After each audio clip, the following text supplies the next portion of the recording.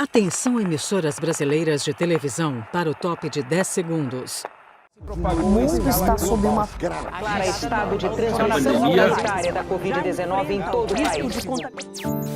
A televisão não estava no ar nas pragas do Egito, mas a televisão está estreando numa pandemia. A televisão vai precisar se reinventar.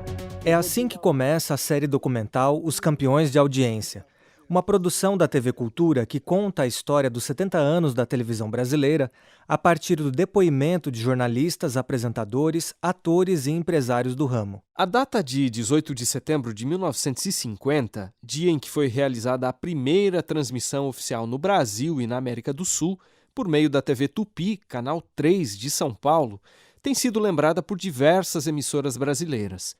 A Rede Globo, por exemplo, que é líder desse mercado há décadas, dedicou as edições do Globo Repórter dos dias 18 e 25 de setembro para celebrar o aniversário dessa mídia setentona.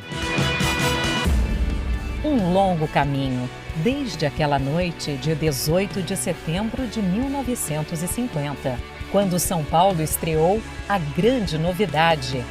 A invenção que mudaria o século XX no Brasil. E no episódio de hoje, a gente vai contar também um pouquinho dessa história, que se funde com outra, a do pioneirismo adventista no televangelismo. E além desse flashback, vamos pensar também sobre o uso evangelístico da TV no Brasil. Então, se liga aqui com a gente nesse episódio do Entenda. Eu sou o Wendel Lima. E eu, o Márcio Tonetti.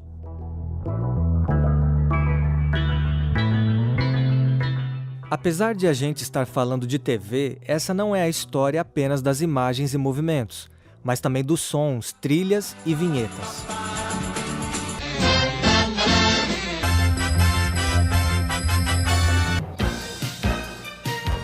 E essa aqui ficaria marcada na memória dos primeiros telespectadores no Brasil.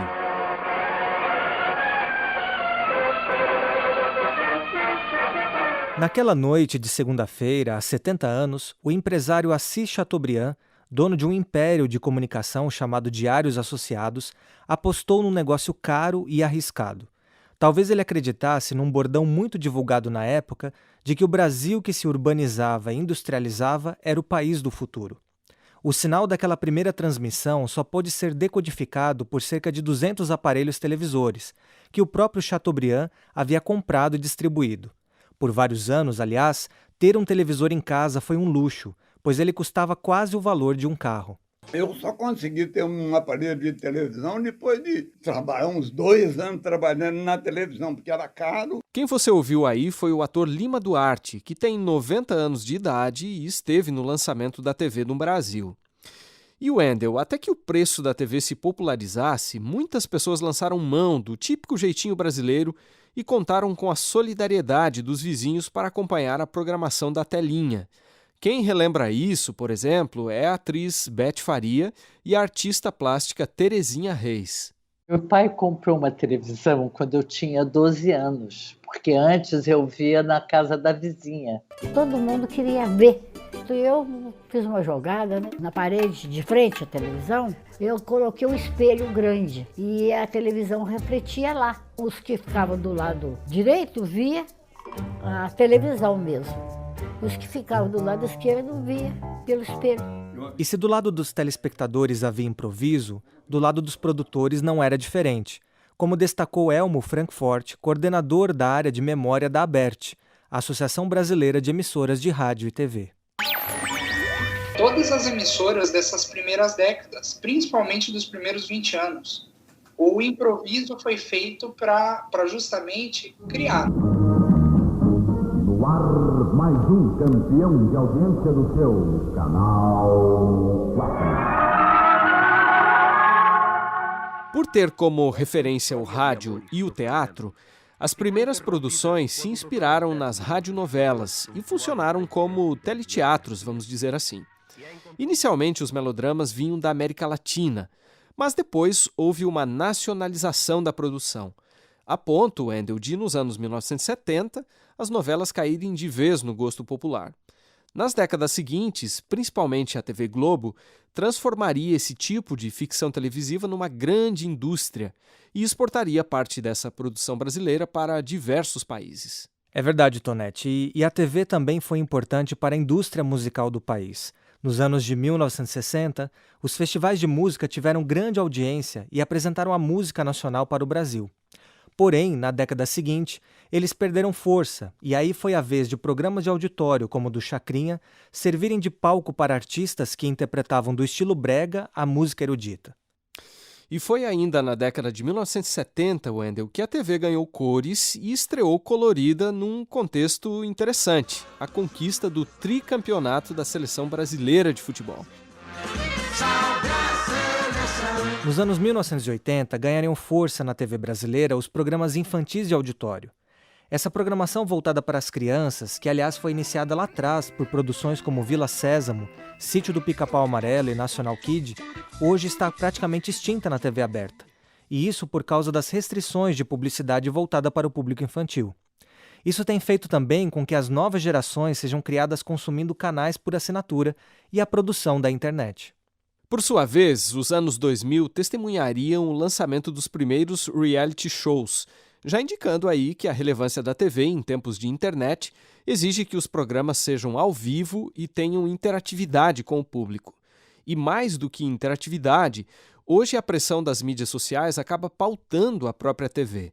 Foi o que explicou a Eide Vargas, professora de telejornalismo da SPM, numa entrevista ao podcast Café da Manhã, da Folha de São Paulo, no dia 18 de setembro. A gente ainda trabalha muito no paradigma da audiência presumida. O fator, o que eu acredito que ainda está muito em voga. A gente vai passar dessa audiência presumida para uma audiência participativa. E Tonete, hoje com mais de 100 milhões de TVs espalhadas pelo Brasil, a telinha que já foi quadrada e preto e branca e que ganhou cores e sinal digital é a mídia com maior alcance do país, chegando a 96% da população nacional. É por essa razão que não tem como pensar a história brasileira a partir da segunda metade do século XX sem colocar nessa história a TV. Ainda que passível de inúmeras críticas, Wendel, é preciso a gente reconhecer que foi essa mídia que ofereceu ao Brasil um repertório comum e também certo senso de pertencimento num país de dimensões continentais e muita diversidade cultural. Além disso, a programação televisiva também cumpriu um papel social, ao levar informações sobre saúde e educação para locais e comunidades em que a presença do Estado era ineficiente. E isso foi lembrado nesse mesmo documentário que a gente citou há pouco, da TV Cultura, por Del Rangel, diretor e produtor de várias emissoras televisivas e que faleceu em julho.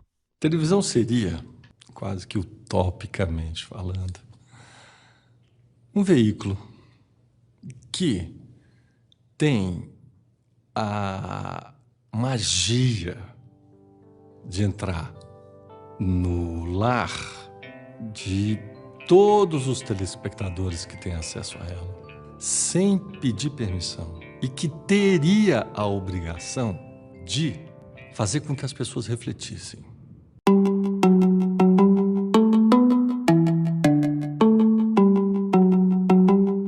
Qual será que foi o papel da telinha na Igreja Adventista? Com essa pergunta, a gente entra agora na segunda parte do episódio de hoje.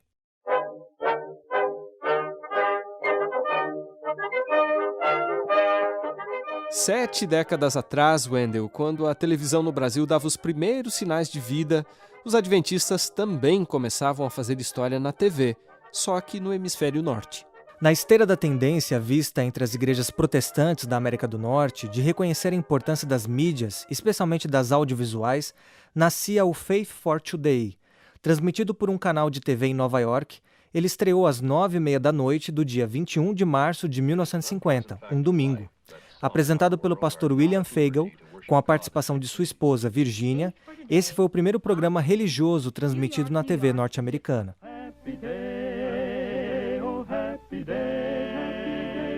Depois do pioneirismo em preto e branco, os adventistas norte-americanos também fizeram história com o lançamento, em 1956, do It's Written, o Está Escrito, primeiro programa religioso transmitido em cores nos Estados Unidos. It is written. This is George Vandeman.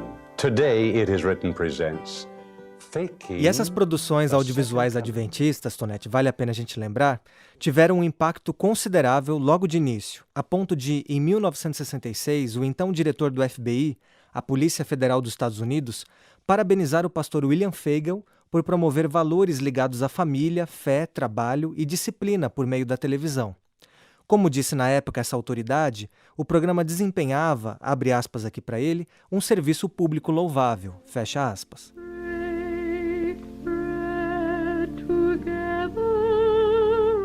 E graças a esse alcance e influência, a ideia foi reproduzida em outros lugares. O humorista Abelardo Barbosa, que se tornou conhecido pelo personagem Chacrinha, dizia que na televisão nada se cria, tudo se copia. Até certo ponto, né, Wendel, isso de fato ocorreu, inclusive no adventismo. Porque se o modelo dos Estados Unidos moldou a forma de fazer TV no Brasil, ele também foi determinante quando, uma década depois, os adventistas daqui decidiram entrar na televisão, que começava a se popularizar no território nacional. Pois é, Tonete, no começo dos anos 1960, a liderança sul-americana chegou à conclusão de que a igreja no Brasil deveria ter um programa semelhante àquele em inglês. Como resultado, em 25 de novembro de 1962, também no domingo, foi ao ar pela TV Tupi, às 11h45 da manhã, o programa Fé para Hoje. Não era o primeiro programa religioso, é verdade, porque as missas católicas já eram transmitidas nessa época no Brasil, mas foi o primeiro programa evangélico a chegar às telinhas do país. Abramos os olhos da alma e vejamos a Deus.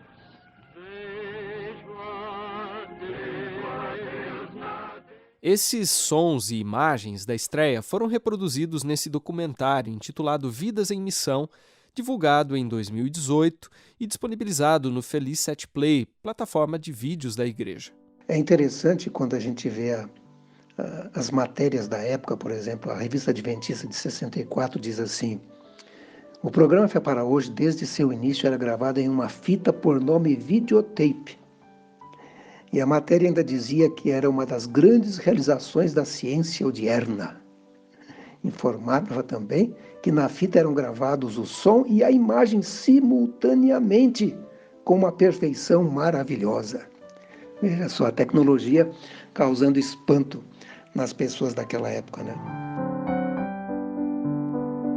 E o relato que nós ouvimos aí é do pastor Jonathan Conceição, que foi produtor do programa Fé para Hoje a partir do início da década de 1990. Ele acrescenta que, além do pioneirismo desse programa na TV brasileira, essa produção também se destacou por sua longevidade. Na verdade, o programa ficou na TV Tupi por 17 anos. E quando você soma os anos de existência do programa Fé para Hoje, a gente pode dizer que seria o programa mais longo da TV brasileira, como programa, ao longo do tempo, porque mesmo depois, quando saiu da TV Tupi, porque a TV Tupi fechou, o programa continuou na TV Morada do Sol, depois na TV Bandeirantes. Então, o programa continuou sendo transmitido. E continua no ar até hoje na TV Novo Tempo. Mas, voltando a falar da timeline do programa, é interessante também a gente mencionar, Wendel, que nas primeiras edições do Fé para Hoje, o script era praticamente idêntico ao americano, porém com duração menor, apenas 15 minutos, em vez de meia hora, como acontecia com o Faith for Today. Nesse curto espaço de tempo, o programa, que no início era ao vivo e depois começou a ser gravado, incluía sermão, música e dramatização. Tonete, aliás, um e-book lançado em 2009 pela Unaspres, a editora do UNASP, sobre a história da comunicação adventista no Brasil, conta que, na época, o diretor artístico da TV Tupi sugeriu que atores famosos participassem de dramatizações a fim de, assim, aumentar a audiência do Fé para Hoje. A ideia foi bem recebida e, durante 3 anos, figuras como Vida Alves, João Monteiro e até Tony Ramos, que naquela época estava iniciando a carreira artística, encenaram ao vivo histórias bíblicas e temas relacionados à família. Mas o rosto e a voz principal que deram identidade ao programa eram do simpático pastor Alcides Campolongo, como destacou essa reportagem veiculada pelo programa Identidade Geral da TV Novo Tempo em agosto de 2016. Dono de uma voz grave, uma simpatia expressiva e cheio de um amor pulsante por seus telespectadores.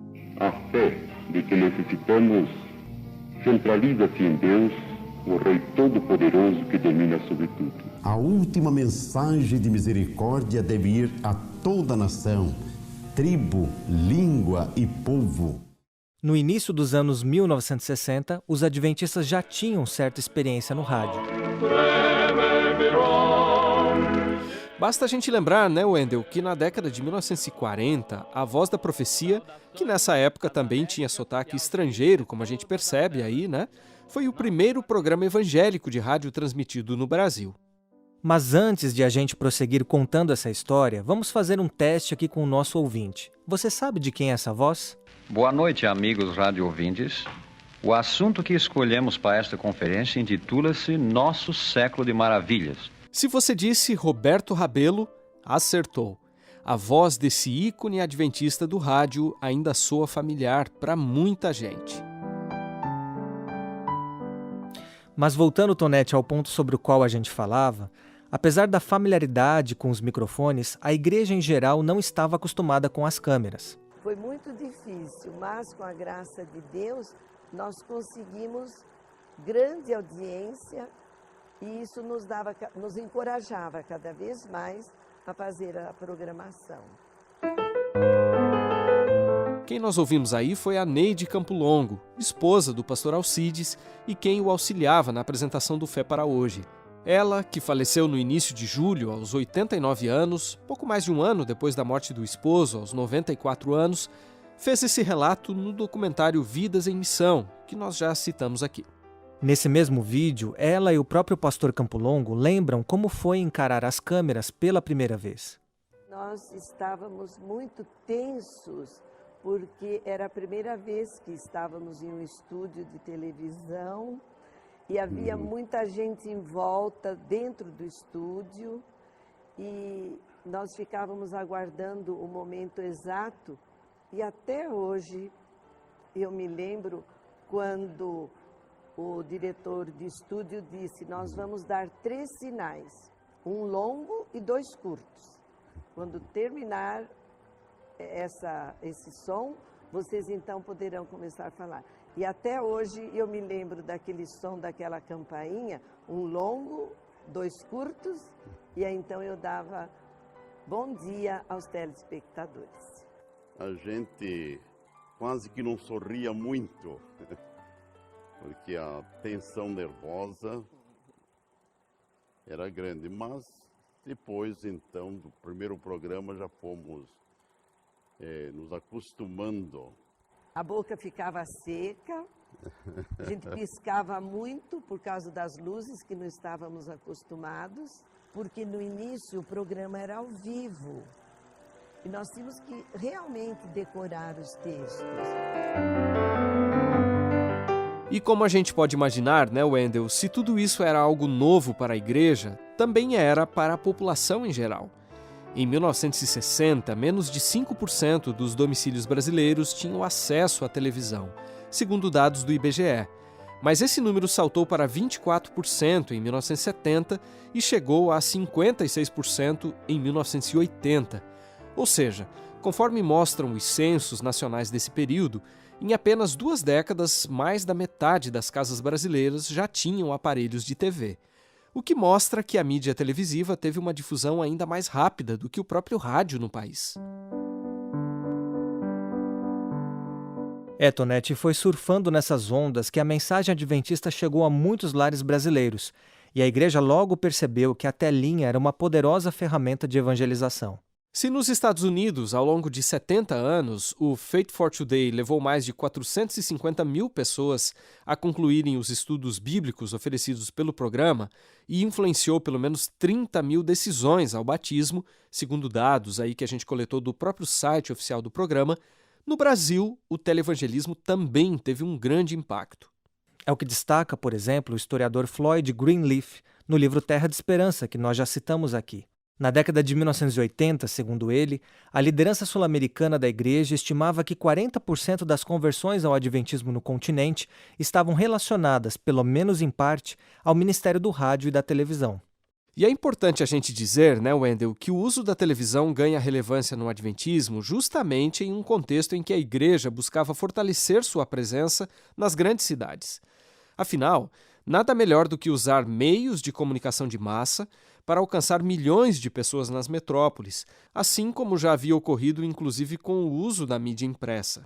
E, Tonete, vale abrir parênteses aqui para falar que na história do Adventismo, a relação entre o uso da comunicação de massa e o evangelismo urbano vem desde o movimento milerita, lá em meados do século XIX. Foi naquela época que o pastor Joshua Himes ajudou a mensagem de William Miller a alcançar as grandes cidades.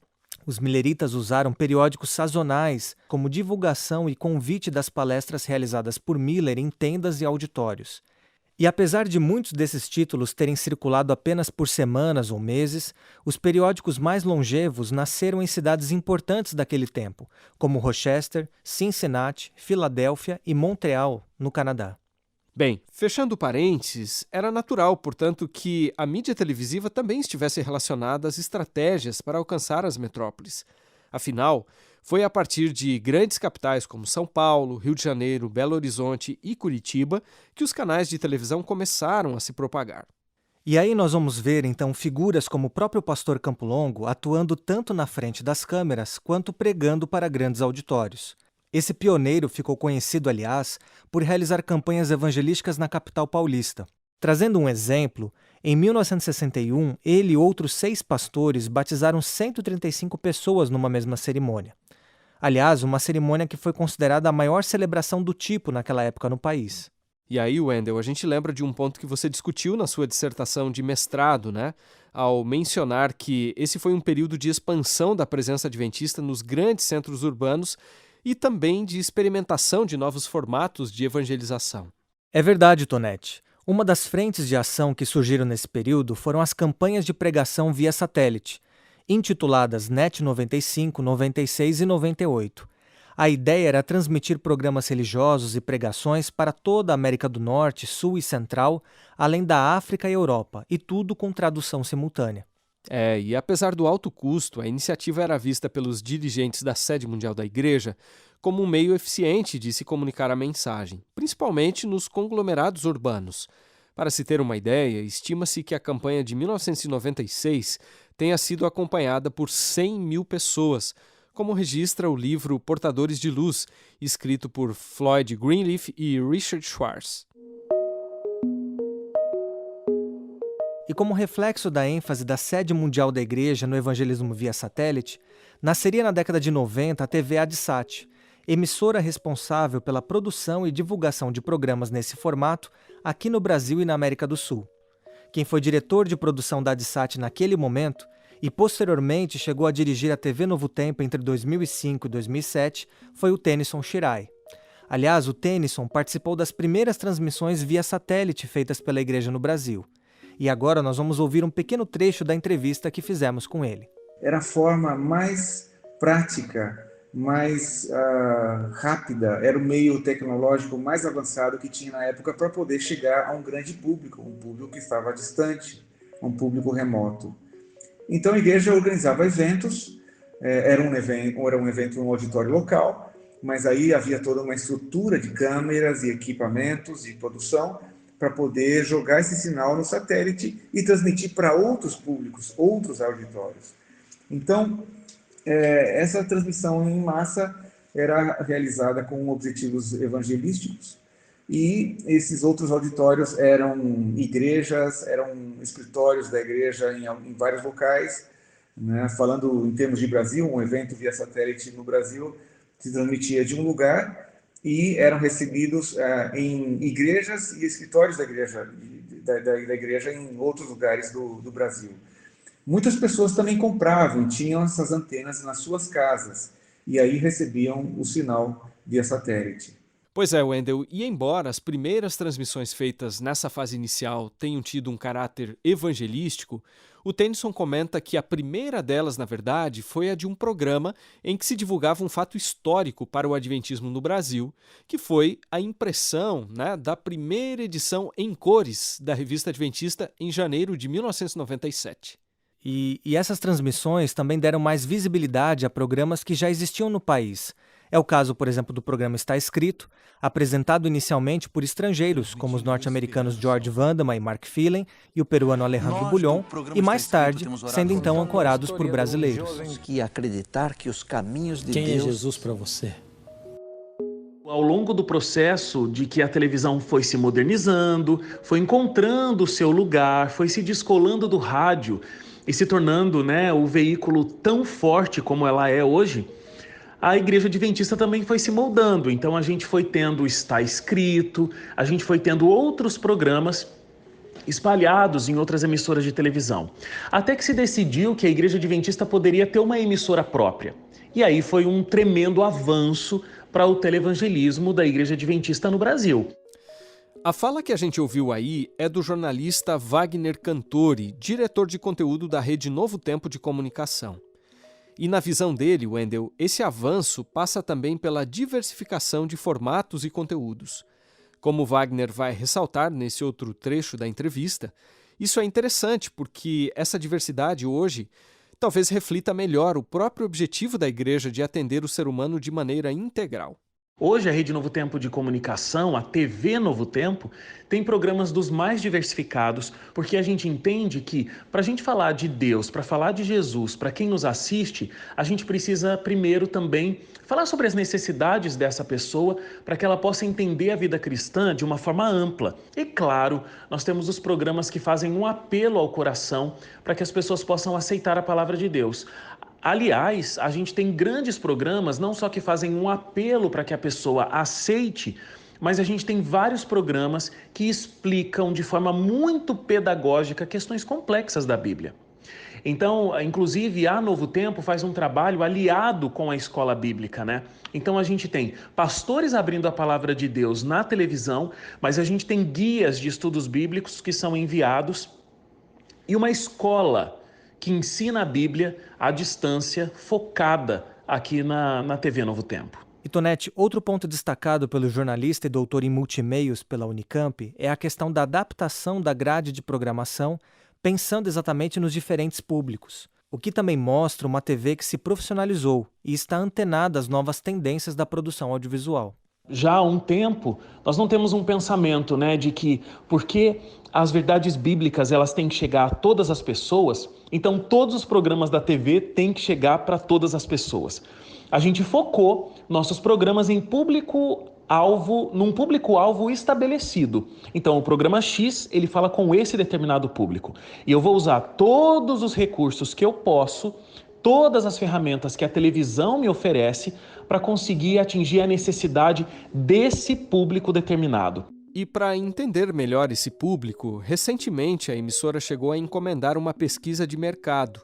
Esse levantamento foi a base de uma das mudanças mais significativas já realizadas em sua grade de programação. Mudanças que também incluíram, é claro, a parte estética. Mas o Wagner observa que, no caso da TV Adventista, existe ao mesmo tempo uma preocupação não só estética, mas em manter sua identidade confessional. Aliás, por uma questão de independência filosófica, o canal da igreja optou por não depender de anúncios publicitários. Como a gente sabe, fazer TV no Brasil custa caro, e muito caro. Segundo o jornal Meio e Mensagem, quase 61% dos investimentos em propaganda na mídia, hoje no país, vão para esse veículo de comunicação. Mas a Novo Tempo, por sua vez, continua sendo subsidiada pela igreja e mantida especialmente por doações dos chamados Anjos da Esperança. Em qualquer uma das nossas mídias, nós temos uma imagem contemporânea, nós temos um figurino contemporâneo, nós temos cenários modernos. A gente procura se esmerar muito em toda essa situação imagética, mas o nosso conteúdo, você nunca vai encontrar algo diferente do que a Bíblia coloca como sendo modelo de fé, modelo de vida. Nos últimos anos, a TV Novo Tempo tem servido de referência para a igreja em muitos aspectos, que vão desde a liturgia até a fachada de prédios. Mas seus reflexos vão muito além disso, Wendel? Como destaca o pastor Antônio Tostes, diretor-geral da Rede de Comunicação Adventista, é possível medir a audiência da TV, mas não completamente a sua influência. Isso porque é impossível calcular, por exemplo, quantas pessoas têm sido alcançadas por esse meio de comunicação, embora se estime que sejam muitas. Nós não temos como saber quantos têm sido batizados na igreja pela ação direta da Novo Tempo, pois quando a ficha de batismo é preenchida, o líder ali muitas vezes coloca a classe bíblica, pequeno grupo, duplo missionário, alguma outra ação local da igreja. Mas muitas vezes o primeiro contato com a igreja, ou mesmo despertamento, foi feito pela Novo Tempo. E depois essas pessoas ingressam nessas ações locais. E aí acaba não mencionando, né, que o primeiro contato foi com a Novo Tempo. Mas eu já ouvi pastores dizerem que 1/3 dos seus batismos tem sido através de pessoas que foram contactadas pela Novo Tempo. Hoje, tanto a Igreja Adventista quanto outras denominações cristãs têm uma boa relação com a TV. Mas será que foi sempre assim? É a pergunta que a gente agora tenta responder na terceira e última parte do episódio de hoje. Então, se aqueles que vivem da TV comercial a definem como caixinha mágica e janela para o mundo, os religiosos, especialmente evangélicos, nutriram por décadas uma visão muito negativa sobre essa mídia que entrou em quase todos os lares e acabou ocupando o lugar central, digamos assim, da sala dos telespectadores. Pois é, Tonete, um dos poucos pesquisadores a investigar essa relação conflituosa no contexto da Igreja Adventista foi o pastor Alan Novaes, que é doutor em Ciência da Religião pela PUC de São Paulo e pró-reitor de pesquisa do UNASP. Ao fazer um levantamento sobre o que os livros adventistas publicados em inglês ao redor do mundo diziam a respeito da TV, Alan identificou uma mudança no discurso institucional sobre o tema. A mídia televisiva, que chegou a ser classificada num periódico adventista como a megera que precisava ser domada, parece ter revertido a situação. Alan destaca que, nos últimos anos, a Igreja Adventista investiu, por exemplo, na abertura de cursos universitários e na profissionalização de suas instituições e ministérios na área de comunicação. Além disso, foi também nesse período que a TV Novo Tempo se expandiu e a Igreja passou a produzir webséries e produções ficcionais para sua própria plataforma de streaming. E Tonete, ao resgatar um pouco da história dessa relação entre o Adventismo e a TV, o Alan explicou para a gente que esse processo foi marcado por tensões e adequações. A relação entre protestantes históricos e evangélicos e a mídia e os meios de comunicação sempre foi conflituosa e conturbada. No Adventismo, esse cenário também não foi diferente. O surgimento do rádio, por exemplo, nas primeiras décadas dos anos 1900, foi recebida com muita desconfiança e com muita crítica por parte de líderes protestantes evangélicos nos Estados Unidos. Isso também aconteceu no Brasil. A TV sofreu um pouco menos resistência do que o rádio, que teve que passar por um período de 2 ou 3 décadas de muito experimentalismo e de muita crítica para se consolidar como uma ferramenta evangelística legítima. No caso da televisão, pela experiência bem-sucedida de evangelismo radiofônico, a televisão chegou com menos desconfiança, com menos ressalva, mas isso não a eximiu, não a isentou de sofrer sim críticas, algumas delas severas, por parte de grupos religiosos conservadores. A televisão ela sofreu bastante no contexto norte-americano e também no contexto brasileiro, porque ela estava associada a lugares públicos de vida boêmia, a bares, botequins, salões de festa ou outros ambientes que eram considerados inapropriados para evangélicos, para cristãos. Uma outra coisa que afetou também bastante a percepção, de cristãos, de religiosos conservadores em relação à televisão, era a cultura das celebridades e das vedetes, que ganhou ainda mais intensidade nessa transição do rádio, onde essa cultura já existia, para a televisão. Ela se tornou ainda mais forte, porque as celebridades e vedetes criaram rosto. A aparência delas era agora visível e pública. Antes no rádio era só a voz. Uma outra coisa também que colaborou para essa percepção negativa eram os anúncios publicitários que haviam na televisão e até mesmo o conteúdo dos seus programas, que muitas vezes exibiam cenas com profanação, com sensualidade ou com violência. Todo esse aparato todo esse repertório que girava em torno da televisão fez com que a primeira reação de grupos religiosos conservadores fosse a crítica e a rejeição à mídia televisiva. Alain destaca que a cada mídia que surge, os grupos religiosos conservadores parecem reagir de modo semelhante, num ciclo de 3 fases que começa com a resistência, passa pela aceitação, com ressalvas, e termina com a institucionalização desse meio de comunicação. Num primeiro momento, há uma rejeição muito grande a uma mídia que não se conhece, e se elenca uma série de argumentos religiosos que geralmente tem que ver com perda de espiritualidade, com enfraquecimento de mídias nas quais o discurso religioso já se consolidou, mídias mais antigas, e também a perda de monopólio de controle de informação que as organizações religiosas elas organizam. Em seguida, você tem uma postura de aceitação com ressalva, ou seja, se permite ou se tolera alguns experimentos, alguns pioneiros visionários, que na base da tentativa, acerto e erro, eles vão explorando as oportunidades evangelísticas dessa nova mídia, vão sofrendo muitas críticas, muita incompreensão por parte de círculos conservadores, mas existe certa tolerância. E aí nessa segunda etapa, aprende-se com os erros dos pioneiros, e numa terceira etapa você tem uma institucionalização ou uma regulação eclesiástica do uso da mídia. Aí nesse momento em que se profissionaliza, criam-se ministérios e você tem uma regulação de como as igrejas, como as organizações acreditam que aquela mídia deve ser usada em termos de evangelismo. Basicamente essas 3 etapas, a resistência, a aceitação com ressalvas e a institucionalização ou profissionalização, elas se repetem a cada nova tecnologia midiática que surge. Segundo o pesquisador, o que costuma marcar a aceitação ou a validação de uma mídia numa tradição religiosa é o reconhecimento de que ela gera resultados evangelísticos incontestáveis.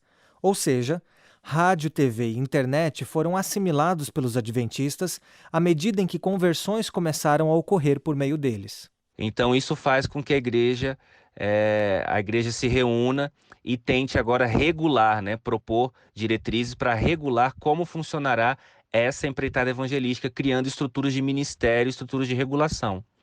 Então, basicamente, o que desperta a atenção da igreja para validar uma iniciativa midiática, evangelística midiática, ou para rejeitá-la, a longo prazo, é o batismo e os resultados evangelísticos. A curto prazo é a incompreensão, é o medo do novo, mas a longo prazo a rejeição só permanece se não há resultados concretos em termos de conversão. Por fim, o Dr. Alain entende que os dilemas envolvendo os adventistas e o uso e o consumo de mídias audiovisuais precisa ser melhor mapeado e estudado. Apesar de reconhecer que a tensão em torno do tema permanece, que está no imaginário de parte dos adventistas e que tem influência em certos círculos da igreja, ele observa que a rejeição a esses meios tem diminuído ao longo do tempo.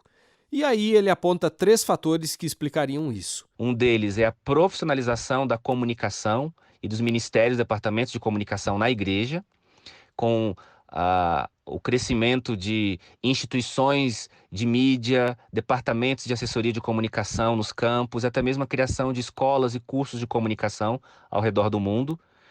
Então, esse é um primeiro fator, a profissionalização. Um segundo fator que tende a fazer com que essa rejeição, essa demonização da mídia audiovisual vá diminuindo, é a mudança de perfil sociodemográfico do adventismo em várias regiões do mundo, principalmente nos países emergentes, em que existem várias estatísticas em alguns países da América do Sul, Brasil é um deles, em que você tem um aumento da renda e o aumento da escolaridade do público adventista. Isso também afeta a maneira como eles se relacionam com as tecnologias e com a mídia, tendendo a demonizar menos esses recursos, esses meios, tendendo a ser mais flexíveis e mais moderados na relação com eles. E um terceiro fator que também tende a diminuir é a maneira como a igreja usa, emprega os meios de comunicação como estratégia de evangelismo. Então você tem o uso de produtos de ficção audiovisual de curta, média ou longa metragem, na América do Sul ou em outros países, em outros continentes, você tem essa iniciativa organizada e sistemática da igreja de investir em ficção para pregação do evangelho.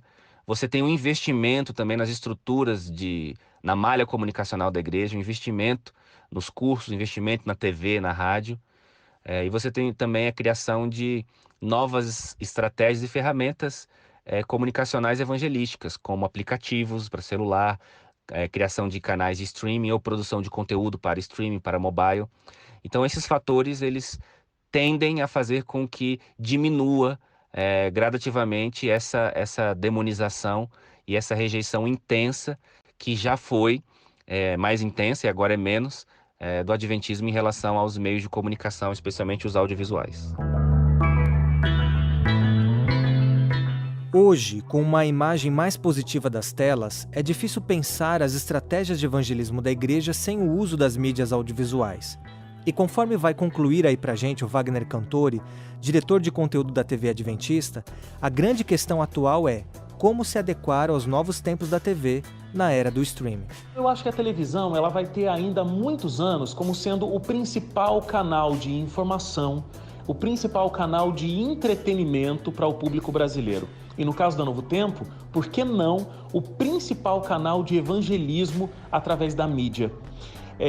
Mas claro que a internet é o futuro, e quando ela estiver mais popular, claro que vai crescer muito o número de pessoas conectadas e o número de pessoas que consomem material audiovisual pelo streaming, por redes sociais e tudo mais. E acho que esse vai ser o grande futuro da televisão de um modo geral e não só da Novo Tempo. Então buscar conexões, buscar interação, buscar interagir na internet para gerar um conteúdo que seja facilmente transformado nessa tela que fala com tantos brasileiros e há tantos anos. Com produção e roteiro de Márcio Tonetti e Wendel Lima, edição de áudio também do Tonetti, gravação de José Newton e direção de jornalismo de Marcos de Benedicto, o episódio de hoje fica por aqui. A gente se encontra nesse mesmo canal e até o próximo.